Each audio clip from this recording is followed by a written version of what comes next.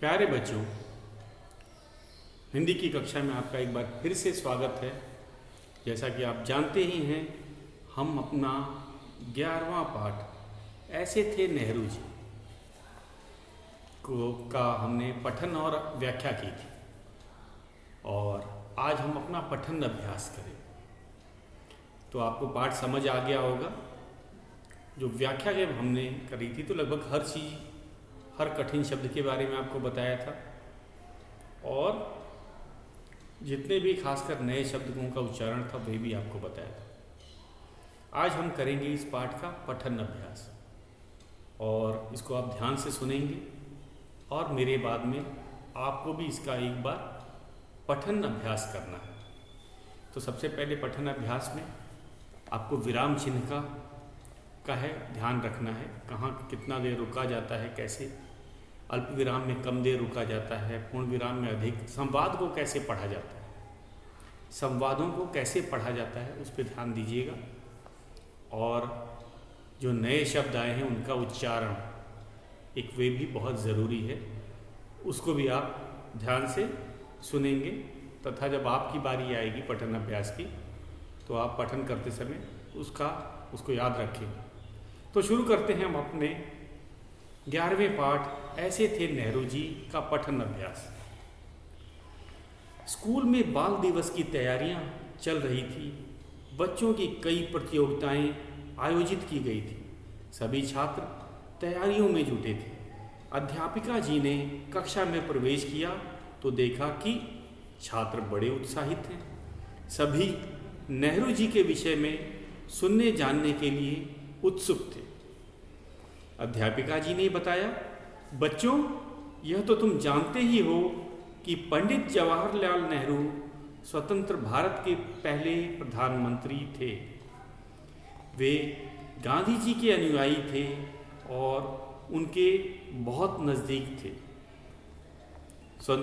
स्वतंत्रता आंदोलन में उन्होंने महत्वपूर्ण भूमिका निभाई थी और कई बार जेल भी गए थे। नेहरू जी लोगों के प्रिय नेता थे। उन्हें बच्चों से बहुत प्यार था, इसलिए तो उनका जन्मदिन बाल दिवस के रूप में मनाया जाता है। दुनिया भर के बच्चों के वे प्यारे चाचा थे। प्रतिदिन बच्चों के ढेरों खत मिलते थे और वे उनका जवाब भी देते थे।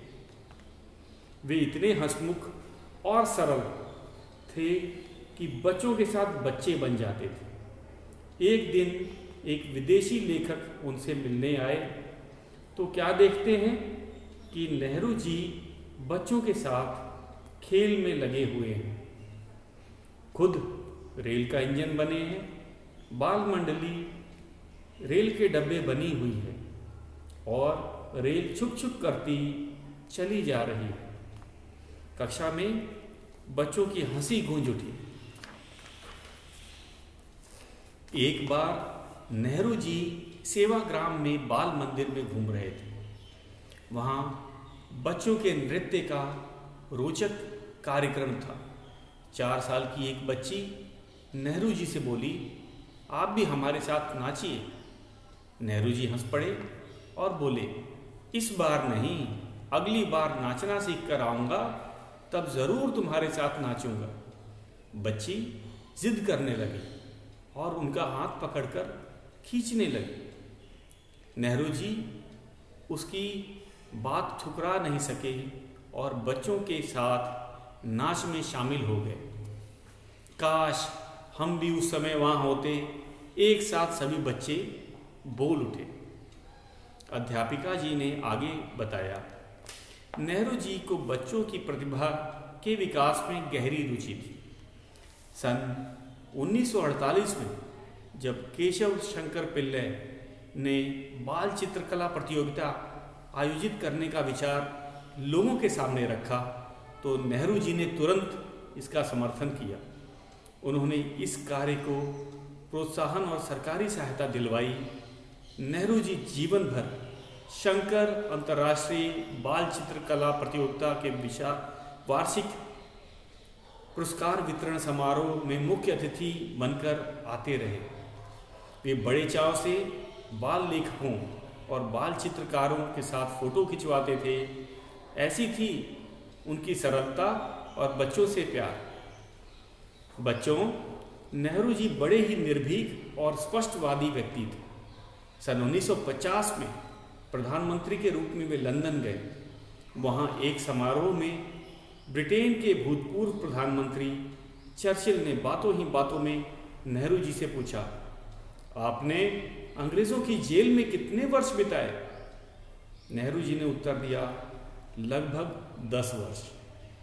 चर्चिल ने कहा, आपके साथ ऐसा व्यवहार करने के लिए आपको तो हमें घृणा करनी चाहिए। नेहरू जी ने उत्तर दिया, बात ऐसी है कि हमने एक ऐसे नेता के अधीन काम किया है जिन्होंने हमें 2 बातें सिखलाई हैं। एक तो यह कि किसी से डरो मत, और दूसरी, किसी से घृणा मत करो। तब हम आपसे डरते नहीं थे, इसलिए अब घृणा भी नहीं करते। बच्चों, नेहरू जी को प्रकृति और पेड़ पौधों से भी बड़ा प्रेम था।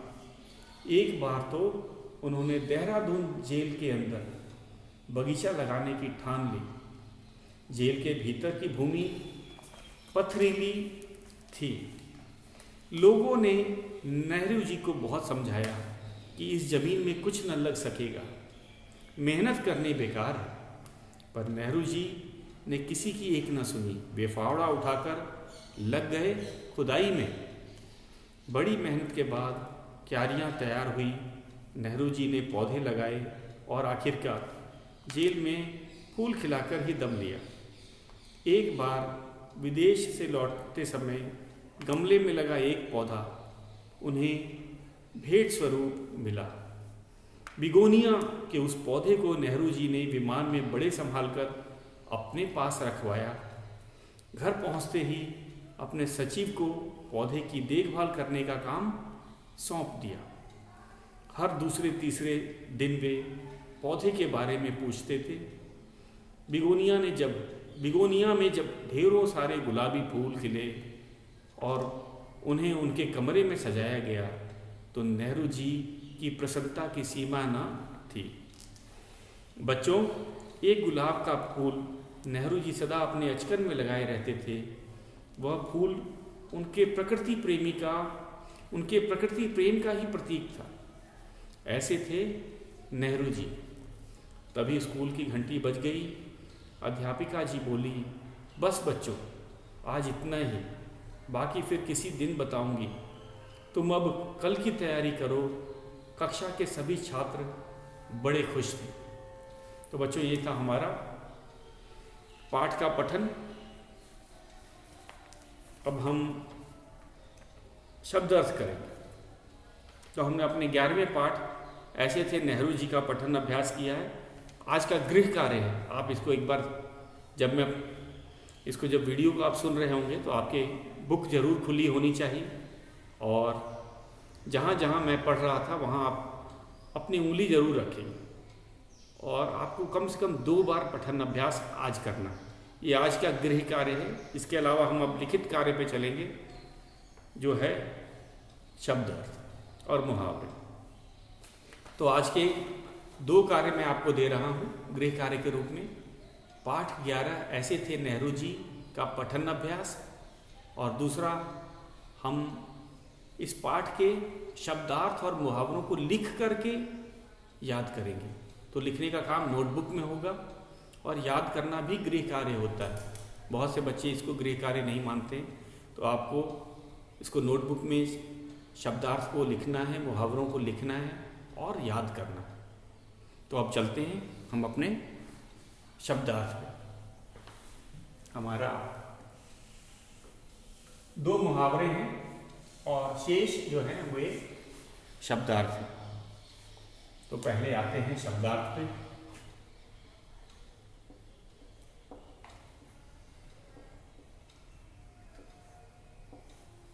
शब्द अर्थ भी कह सकते हैं, शब्दार्थ। शब्द जमा अर्थ, नया शब्द बना, ये भी 2 शब्दों के मेल से बन रहा है, शब्दार्थ। हमारा पहला शब्दार्थ है, तो मैं इसके आपको अर्थ भी बताऊंगा पाठ के अनुसार। जो अर्थ है उसको मैं आपको बताऊंगा। उसके बाद हम अपने मौखिक प्रश्नों पे चलेंगे। तो हम पहले शब्दार्थ लिखते हैं। पहला शब्दार्थ में है हमारा शब्द का अर्थ, ये है अनुयायी। अनुयायी,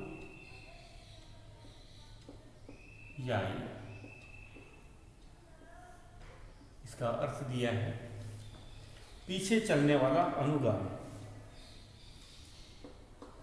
पीछे चलने वाला, या इसका दूसरा अर्थ है अनुगामी। अनुसरण करना मतलब पीछे चलने वाला, अनुगामी का भी वही अर्थ है।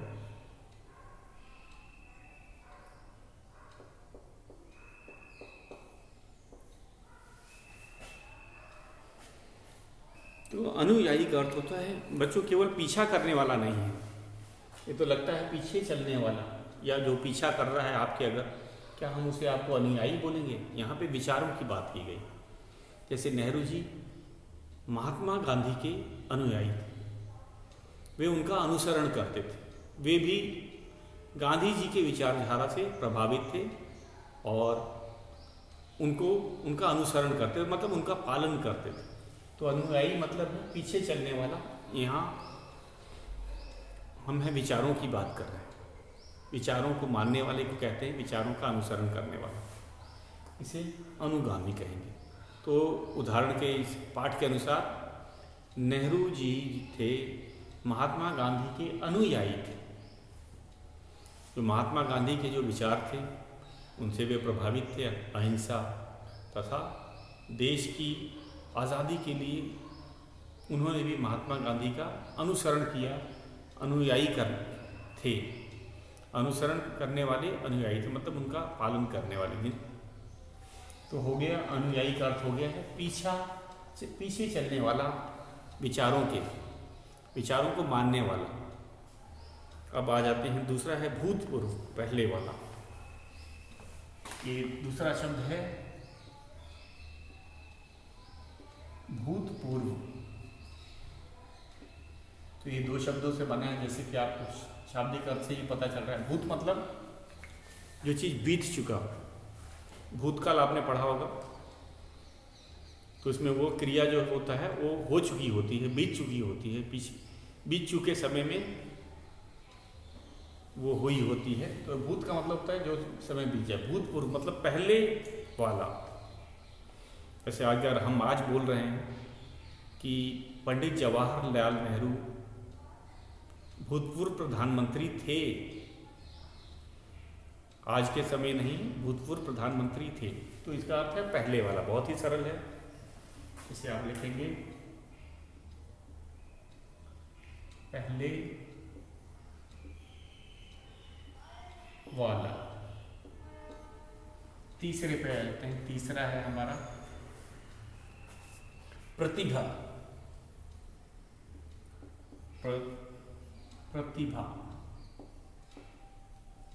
प्रतिभा का अर्थ होता है असाधारण बुद्धिमत्ता। असाधारण मतलब जो साधारण नहीं है, खास। असाधारण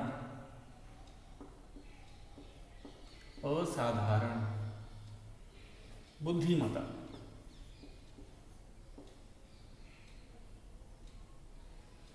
बुद्धिमत्ता, द में हल्का निशान,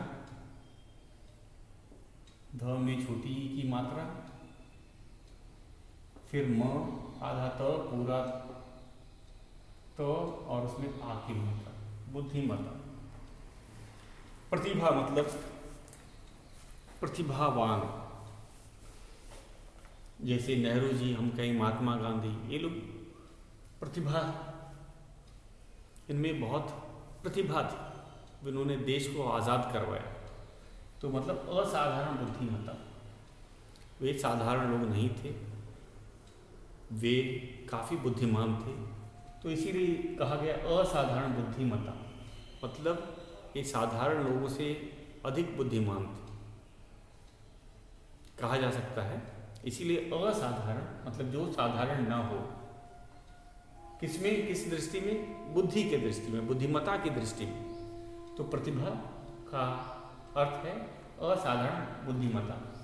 हम कह सकते हैं जितने भी हमारे स्वतंत्रता सेनानी थे, चाहे वो भगत सिंह थे, चंद्रशेखर थे, राष्ट्रपिता महात्मा गांधी थे, नेहरू जी हों, प्रथम राष्ट्रपति राजेंद्र प्रसाद हो, ये सब असाधारण बुद्धिमत्ता के व्यक्तित्व वाले थे, या हम कहेंगे वे सब प्रतिभावान थे। उन सब में प्रतिभा थी, तभी आज देश आजाद है। अब आए हम चौथा शब्द है हमारा अधीन।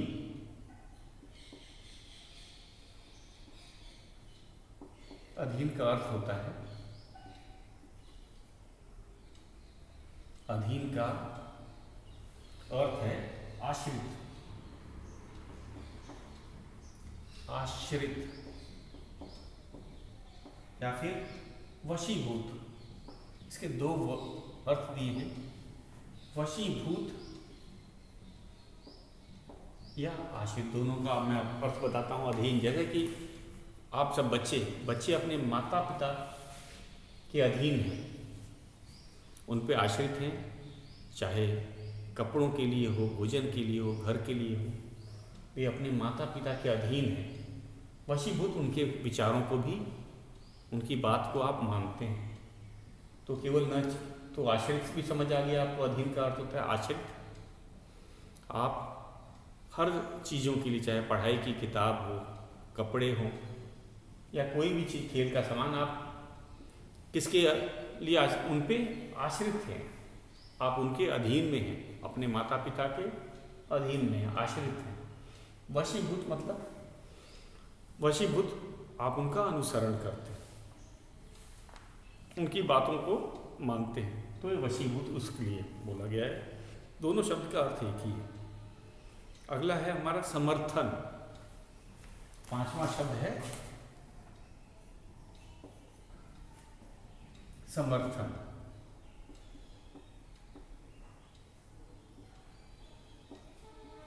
समर्थन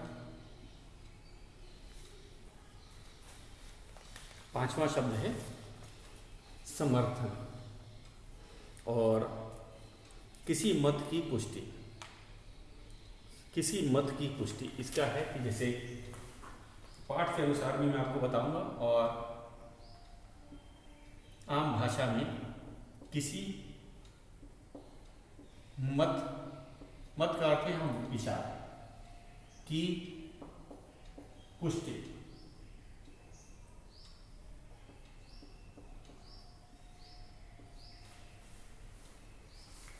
जैसे लॉकडाउन में सरकार ने स्कूलों को बंद रखने का समर्थन किया, या फिर उनका लॉकडाउन में सभी स्कूलों को बंद करने की सूचना किसने दी? सरकार ने। और सभी जो माता पिता थे उन्होंने इसका समर्थन किया, क्योंकि बच्चों के स्वास्थ्य से बड़ा कुछ नहीं होता। समर्थन मतलब किसी मत की पुष्टि करना, किसी बात को मानना। तो इसमें माता पिता का समर्थन होता है ना। जैसे कि सरकार ने सभी स्कूलों को बंद करने का जो आदेश दिया, और बच्चों ने और उनके माता पिता ने इसका समर्थन किया, मतलब किसी मत की पुष्टि, किसी बात को मानना। यहाँ पे मत का है बात, किसी मत की पुष्टि, किसी बात के समर्थन में किया गया। अगर हम पाठ के अनुसार बोलेंगे तो हमने देखा पाठ में कि जब चित्रकला प्रतियोगिता की बारी आई, जब केशव शंकर पिल्लै जी ने कहा कि नहीं, बच्चों के लिए जो कला, जो का विकास होना चाहिए, कला का हो, चाहे अच्छे लेखक बनने के लिए हो, तो हमें एक चित्रकला प्रतियोगिता पूरे देश में, या अब तो अंतर्राष्ट्रीय स्तर पे हो रही है, तो नेहरू जी ने इसका समर्थन किया कि मतलब ये सही बात है, बच्चों के विकास के लिए चित्रकला प्रतियोगिता होनी ही चाहिए। तो नेहरू जी ने केशव शंकर पिल्ले का की जो बात था उसके मत का समर्थन किया। अगला शब्द है हमारा भेंट स्वरूप, उपहार के रूप में। हमारा छठा है भेंट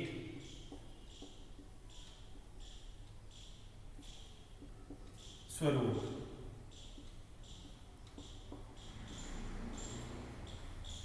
भेंट स्वरूप उपहार के रूप में,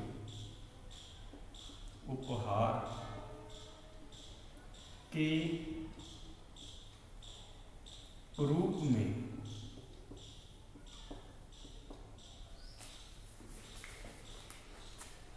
तो भेंट स्वरूप नेहरू जी को एक बिगोनिया का पौधा मिला था, आपको याद होगा। आजकल उपहार बहुत कीमती अगर हम देते हैं तो अब ये ऐसी धारणा चली गई है कि आप पर्यावरण को कितना मानते हैं, उसके लिए क्या करते हैं। तो सबसे अमूल्य चीज़ होती है, हम कहेंगे कि किसी प्रधानमंत्री तक को पौधे देने का चलन चला है, और ये चलन अभी भी आज भी बरकरार है। अगर आप किसी को कोई महंगी चीज़ देते हैं, प्रधानमंत्री को सोने चांदी की चीज़ें, तो प्रधानमंत्री के लिए बेकार होती हैं। इसीलिए अगर कोई पौधा दिया जाता है तो नेहरू जी भी पौधा मिलने पे काफ़ी खुश थे। नेहरू जी को जब भेंट स्वरूप में बिगोनिया एक फूल का नाम है, बिगोनिया का पौधा मिला तो नेहरू जी काफ़ी खुश हुए, और उन्होंने जैसे कि पाठ में बताया गया है अपने विमान में अपने पास उस पौधे को रखवाया था। तो वो पौधा मिला था उनको उपहार के रूप में या भेंट स्वरूप। तो उपहार के रूप में, इसका अर्थ है भेंट स्वरूप का अर्थ होता है उपहार के रूप में।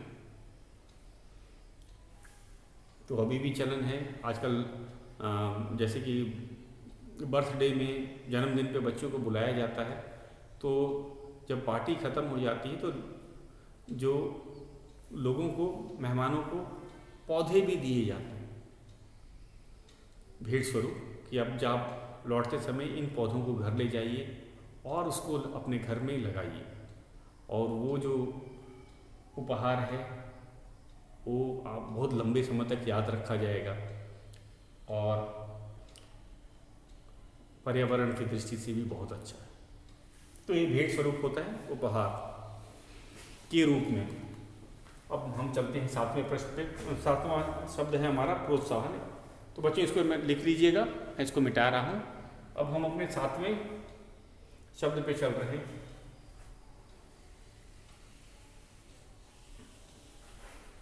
तो न केवल इसे अपने नोटबुक में लिखना है बल्कि इसको याद भी करना। तो शब्दार्थ केवल लिख देने से हमारा काम नहीं हो जाएगा, हमें उन्हें याद भी करना है। तो सातवां है हमारा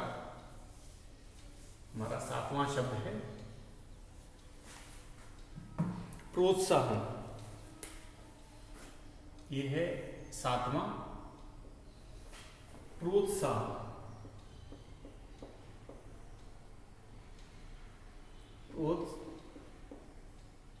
प्रोत्साहन,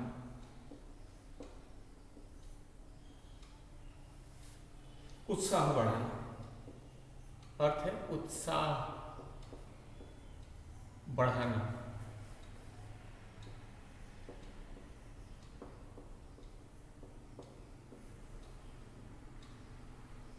दूसरा है, जैसे बच्चों को पुरस्कार क्यों दिया जाता है।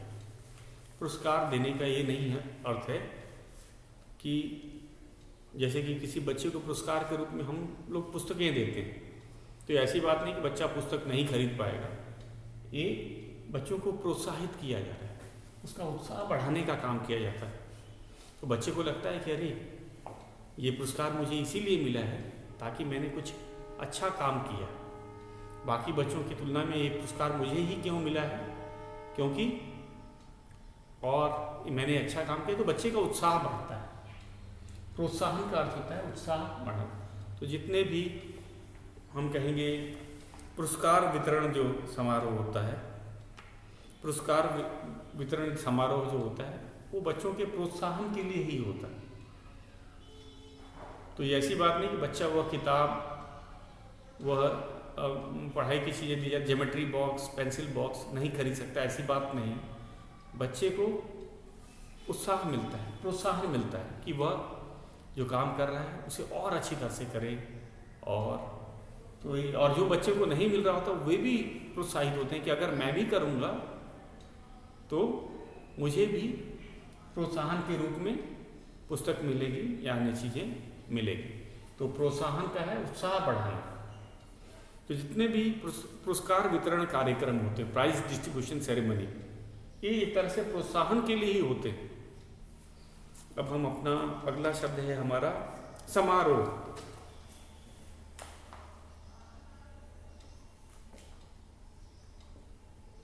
समारोह,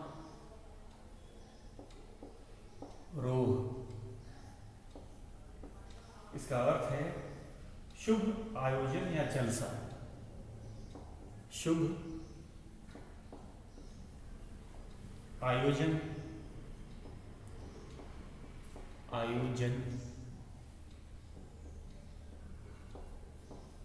या फिर जलसा।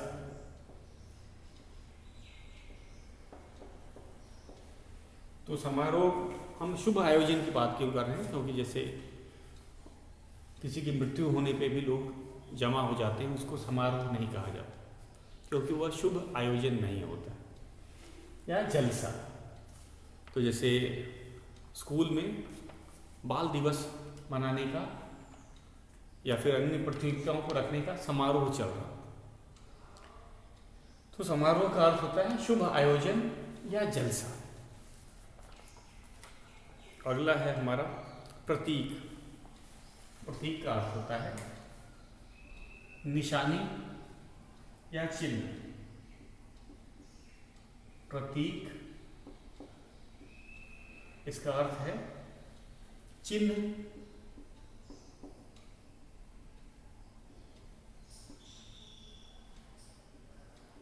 या फिर निशानी, दोनों ही अर्थ है। अगर आप परीक्षा में एक भी अर्थ सही लिखेंगे तो आपको नंबर मिलेगा। उसके बाद अंतिम शब्द है हमारा निर्भीक। हमारा अंतिम शब्द है निर्भीक। निर्भीक का अर्थ निडर ही होता है, जो डरे ना। निर्भीक का अर्थ है निडर।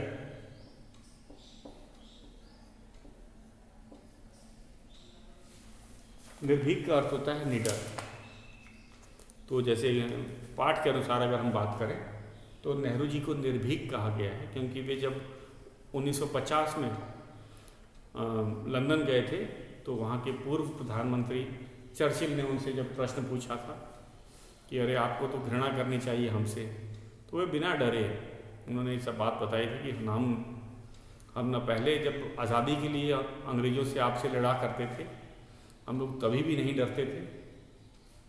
तो ये निर्भीक का मतलब होता है निडर, जिसे डर ना लगे। अब आ जाते हैं मुहावरे। तो बच्चों ये थे हमारे शब्दार्थ। अब हम चलते हैं अपने मुहावरों पे। शब्दार्थ हमने कर लिया। हमारे दो ही मुहावरे हैं इस पाठ में।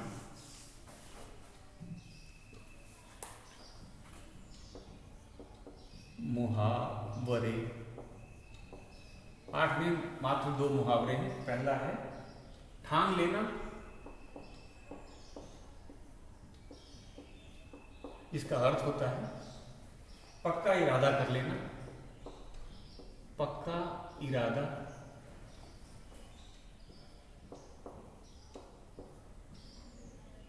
कर लेना। और दूसरा है हमारा मुहावरा दम लेना। तो इस पाठ में दो मुहावरे थे। ठान लेना जिसका अर्थ होता है पक्का इरादा कर लेना, और दम लेना सुस्ताना।